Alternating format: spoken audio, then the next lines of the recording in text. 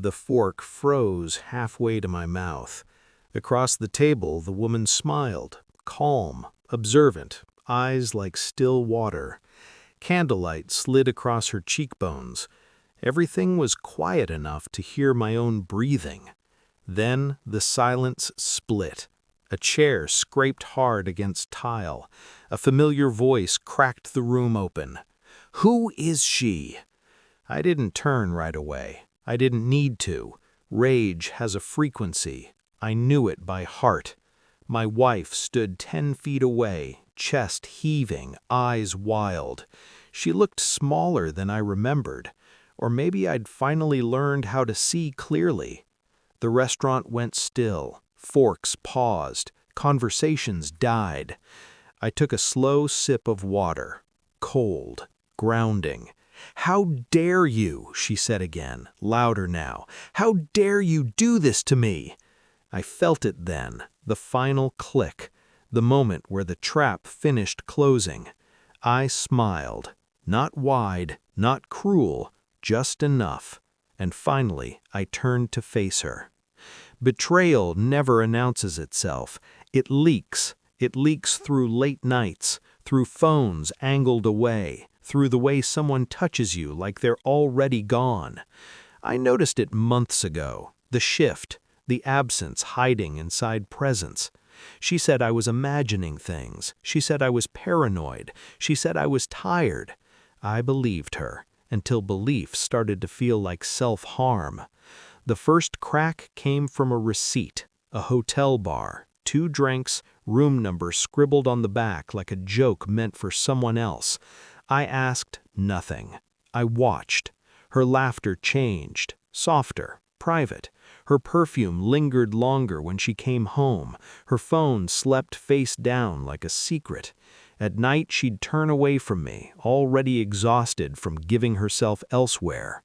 I lay awake beside her, listening to the lies breathe. Denial is loud inside the skull. It argues, it pleads, it begs you to stay stupid. I didn't. I started counting. Time, patterns, absences. Every betrayal leaves a rhythm. You just have to listen long enough. I became precise. I memorized her schedules, her girls' nights, her late meetings. I mirrored her calm, smiled when she smiled, kissed her cheek like muscle memory. Inside, I was mapping a maze. Phone records came first, not hacked, requested, clean, legal. Numbers repeated, always the same, always after midnight. Then location data, then receipts, then the name. I didn't confront her. Confrontation is for people who still want answers. I wanted confirmation.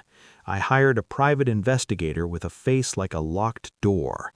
He didn't ask why. He never does. Photos arrived 2 weeks later. Her hand on his arm, his mouth near her ear, a hotel entrance I recognized from that receipt. I studied every image like a forensic analyst. No shaking, no tears, just clarity. The final step was patience. I waited until I could control the narrative, until the truth would arrive fully dressed, undeniable, irreversible. That's when I called her, the other woman. I didn't accuse, I didn't explain. I asked one question. Does he wear a silver ring he never takes off? Silence. Then, yes. I told her my name. The truth moved through the line like a blade. We agreed to meet. She arrived early, always a sign of someone who knows what's coming. She was beautiful, not recklessly, intentionally, poised, controlled, like someone who had also learned to survive by thinking ahead. "I didn't know," she said quietly. "I know," I replied. We didn't touch, didn't console, didn't pretend this was anything but surgery. I slid the folder across the table. Photos, dates, messages printed in grayscale like autopsy results. Her hands trembled. Mine didn't. "He told me he was separated," she whispered. "They all do." The waiter asked if we wanted wine. I declined. I wanted my mind sharp. When my wife burst in minutes later, screaming my name like it still belonged to her, I felt nothing, just timing. Perfect, surgical timing. She looked at the woman across from me, then at me. Her voice broke. "You're cheating on me?" I stood slowly, let the room feel it. "No," I said calmly. "I'm documenting." I turned to the woman beside me. "This is his wife," I said. "We're finalizing our divorce." The air left my wife's body in a soundless collapse.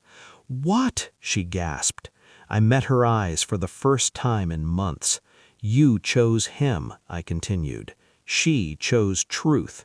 The other woman stood too, composed, devastated, free. My wife tried to speak. Words failed her, for once. I leaned in, just close enough. "I knew," I said softly. "I just waited until you couldn't lie your way out." Then I walked away. Divorce papers were filed the next morning. No screaming, no begging, no drama. She tried to call. I blocked her. The house feels larger now, quieter, honest. Betrayal doesn't break you if you stop trying to save the person who caused it. It teaches you restraint. It teaches you precision. It teaches you when to smile. I don't miss her. I miss the man I was before I learned how calculated peace can be. But I like this version better. He knows when the story is over, and he never looks back.